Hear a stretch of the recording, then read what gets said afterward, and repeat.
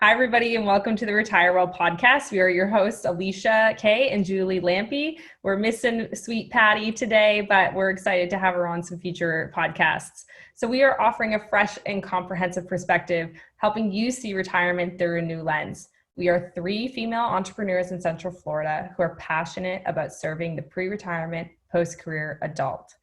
We're excited to take a deeper dive into one of our hosts, Julie Lampe with Paradigm Interiors. And let's just get going on some questions, shall we? So tell us a little bit about yourself and your background and how you ended up getting into interior designing. So I am, I was born and raised in Florida. Actually a sixth generation Floridian and pretty proud of it. Even though Florida can be a hot mess sometimes. I started out my career in nursing, and I actually have a degree in nursing. I have a master's degree in nursing, and I was a clinical nurse specialist at a local hospital here in Orlando for about 10 years. My specialty was diabetes and cardiovascular nursing. And as a clinical nurse specialist, I did a lot of evidence-based practice implementation. I did research studies. And so I also worked one-on-one with patients. So I looked at my cardiovascular and diabetes patients at like a system-wide level. So how did they come into our system? What did they get while they were there? What did they not get while they were there? As far as patient care is concerned, education, I created educational products for the patients, educational booklets and stuff for patients with diabetes. I was on the board of the Health Central Diabetes Education Center for a little while, and a member of the American Diabetes Association, and a advanced diabetes management certified educator, basically is how that works. I did not realize what an expert you were on diabetes. I Yeah. knew you were an RN, I knew you were advanced care, but I had no idea that was a specialty for you, which is really cool to learn. Yeah, that was my main thing. And I spoke actually at national conferences on diabetes. I spoke for our quality conferences a couple of times that we had within the hospital system that I worked for. So in front of 300 doctors, advanced practice nurses, and providers, administrators, and stuff. So it was an interesting job. It was challenging, and there got to be a point when my husband was at a point in his career that allowed me to step back away from my career. I had always wanted to do interior design or architecture. And when I kind of looked at going back to school, I knew that I could get to business ownership path a lot faster as an interior designer than I could being an architect. And so in 2014, I think, so 6 years ago, it sounds right. Yeah, that's right. 2014, I actually was completely done with my job at the hospital. It took me about a year and a half to kind of unentrench myself because I was the only diabetes clinical nurse specialist for a 7-hospital system. And so I was focused mostly on one adult hospital, but I did do initiatives, system-wide initiatives throughout our entire system, including our women and children hospitals. So that's my background. That's kind of how I got to interior design. And once I went back to school, I took the kitchen and bath specialty classes that were offered through the interior design program and have basically a certificate in kitchen and bath design outside of my interior design degree. And the professor that we had for the kitchen and bath courses got her doctorate from Virginia Tech. And Virginia Tech is one of the centers for evidence-based practice for kitchen and bath design and age and place design.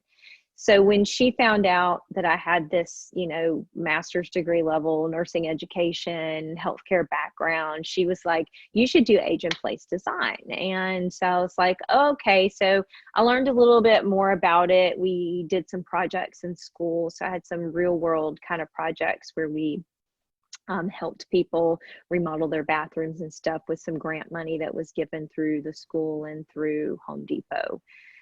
And so that's how I was introduced to this idea of age and place design.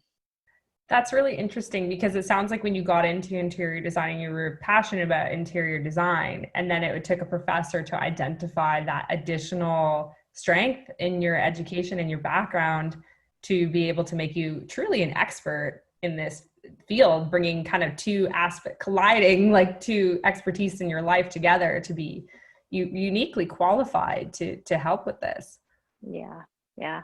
That is definitely true. A lot of my professors were like, oh, you should do healthcare design, but I knew that I wanted to do residential design. I knew I didn't want to work in that more commercial side of things and do hospital interiors. Yeah, that would be entirely different. And I definitely, after seeing your work, I have a hard time imagining you doing anything else. So what are some of the misconceptions about age and place design? Oh boy. There are a lot. Yeah, there are a lot. So basically, once I started my business, which I actually started my business while I was still in school, I don't recommend it. It was hard, but it was cool because I was getting real world experience that I never would have gotten in school otherwise. And I started doing projects here and there with clients that were in that pre-retirement age. And I started seeing them doing projects that they would, they go out and they'd hire a contractor to do the remodeling work. And then they would ask me to do more like the decorative work, because there is a misconception that interior designers really only do decorative work in residential design. And that isn't necessarily the case. We do space planning. Like I said, I have a pretty extensive background in kitchen and bath education and design. And so I really try to help my clients with those space planning issues. So there's one other misconception too about design in general, that design requires creativity and it requires somebody who's artsy and all that.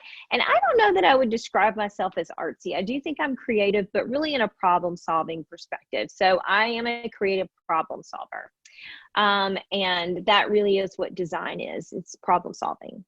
And then specific to age and place design, there's also the misconception that it's for someone older than me. So a lot of people, especially people who are 65 and younger, in that pre-retirement age, they hear the word age and place and they automatically think, oh, that's for my parents that are in their 80s or 90s.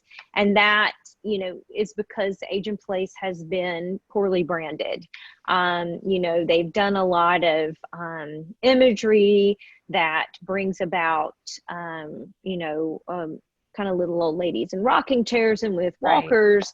Right. And for someone who is still young and vivacious and active, they're not going to look at that and go, oh, that's me. I identify with who that is. But age and place design, especially from like a remodeling kitchen and bathroom standpoint, is something you should absolutely think about if you are preparing your home to live in throughout your retirement years. So if this is going to be your forever home, if you want to stay there until you absolutely can't stay there any longer, then age and place concepts are the things that you need to think about. Absolutely. Like I cannot wait to share more of your expertise with our listeners, because the experience of watching both my parents face, terminal illnesses way younger than they were expecting, but really realizing how it resulted for both of them an immediate need to move and relocate, for a variety of different reasons. And we've discussed some of those, like, having a bedroom that's accessible to a bathroom on the main floor so that, you don't have stairs and all of those things, and guest rooms for caregivers or family. So there's a lot of things at play here, which is, definitely. I'm so sorry because Patty just tried to chime in. My phone is like ringing off the hook. I know. I feel bad now, but the other really big misconception too is that it's like your home's going to look institutional if you implement too many things, and so that's a big piece of what I've done to build my business, and some of the things that I'm doing with my business right now is trying to really talk to people first about making their home beautiful, because that's what people care about when they hire an interior designer. Let's face it. You don't go to an interior designer, and this is what I've been, working with and seeing the years that I've been in business, is people are thinking of the more decorative aspects of interior design. And so, of course you want a beautiful home. Of course you do. And I want you to have a beautiful home. So there's some things that I've done in my business, like change some of the wording. Instead of saying safety or, age in place, I have little secret keywords that I use. One of them, I'll tell you what one of them is. I don't want to give them all away, but one of them is comfort. So I like to talk about comfort because comfort is for all of us. Like, it doesn't matter how old you are. If you're crawling around down on your hands and knees to get pots and pans out of the back of a cabinet, that's not comfortable. And if you have any issue, even whether you are perfectly healthy and you have, you're 30 years old and you don't have problems with your knees or your back, but if you're 50, 60, 70 years old and you have issues with your knees, you have issues with your back, or just in general, not great core strength. I'm sure, we're going to get into a lot of that when we start talking about falls. Well, I relate already to what you're saying because, for years having been a professional athlete, I have a sciatic type injury, and I definitely need to get some good pullouts on my lower cabinets, because every single time I go down, it's like, it's a question whether or not I'm going to come back up. Never mind moving the KitchenAid or any of those like heavy small appliances, blenders, things like that. So, and I do have to applaud you on your wordsmithing on your website, because before we ever met, and I went to your website and I was like, oh my gosh, she's like a poet.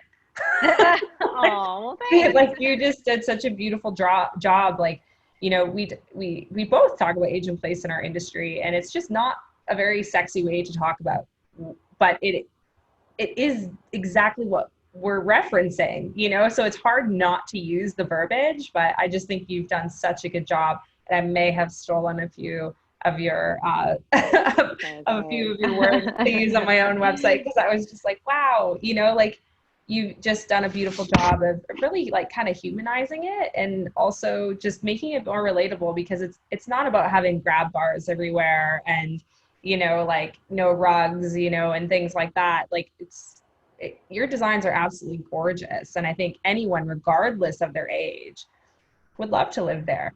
You just happen to also be thinking about the long term. Absolutely. Yeah. And that really is my goal. Like, so I built my business is Paradigm Interiors, and I picked that name because I did do so much research, and people don't know this, but for especially kitchen and bath design, it's all evidence-based. There's tons and tons of research that have gone into kitchen and bath, the NKBA, and the guidelines that they have. And even if you go to, Home Depot or Lowe's, the people sitting behind that computer are at least familiar with the NKBA guidelines.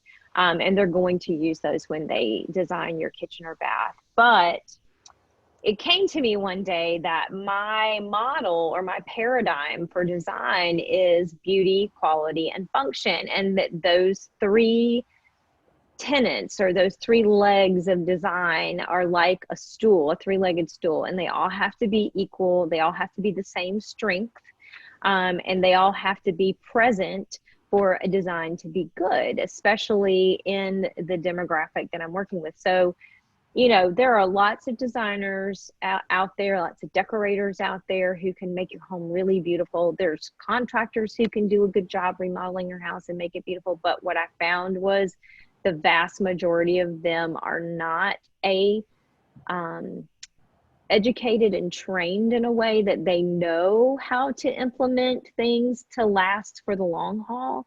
And B, even if they do, they may not be comfortable having a conversation. And with me having worked in healthcare, Questions. yeah, and I'm not, Yeah. nothing bothers me. I mean, Yeah. when you've seen as many naked humans as I've seen, it just, you know, you're just like, whatever.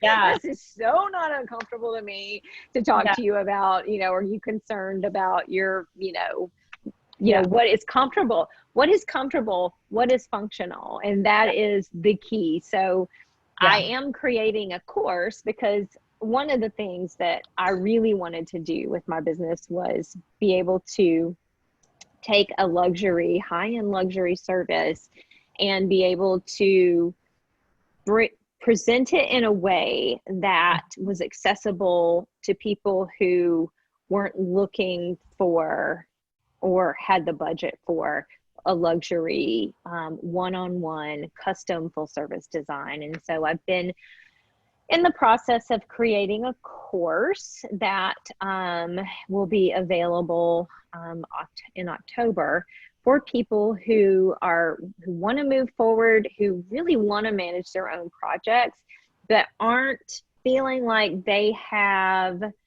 the that they have the creativity or the skill set. Because just like I said in the beginning, design is a skill. It's a problem solving skill. Absolutely. And you don't really, we get caught up in this whole, I'm not very artsy or I'm not very creative. Well, you don't have to be, and you can learn the skill. And with some coaching and with some one-on-one time in a course, I can teach you how to get the idea that you want, figure out what your non-negotiables are, help you create a budget for it, and then walk you through the process of planning a project. And that's one of the ways that I am trying to bring design to the people that I want to serve. That's amazing, because that's such a gift, because I think, you know, we both recognize we're both in luxury industries. You know, people don't have to have the services we provide, but we both believe that our services are just a massive asset to a pre-retirement, post-career adult. And I was already writing down, like, in case you're wondering what I was doing, I'm already writing down a few episode ideas for you, because like my wheels were turning, just different thoughts and questions about renovations and things like that. So cool. So we are just wrapping up on time for today. So we're going to go ahead and wrap things up. And just thank you so much, everyone, for listening. We're excited to just continue to educate and also get to know each of us better. We will be, you can connect with us on our YouTube channel. Julie set us up with our YouTube, our Facebook page, and please interact with us. So if there is a question that you have or a topic that you'd like to see covered, please reach out to us. We want to make sure that we get those answered. And we also would invite you all to follow us each individually on our business pages. So Julie is the owner and operator of Paradigm Interiors, myself with Try Organizing, and Patty Coloca has Coloca Motion. So just feel free to follow us, interact with us, and just let us know if there's anything that you want to hear that we haven't answered yet. So we know this is just the beginning, and we're just beginning to peel a very, very big onion, and excited to share experts within this field to be able to answer all of the questions we have about preparing for retirement. So until next time, thanks for joining us.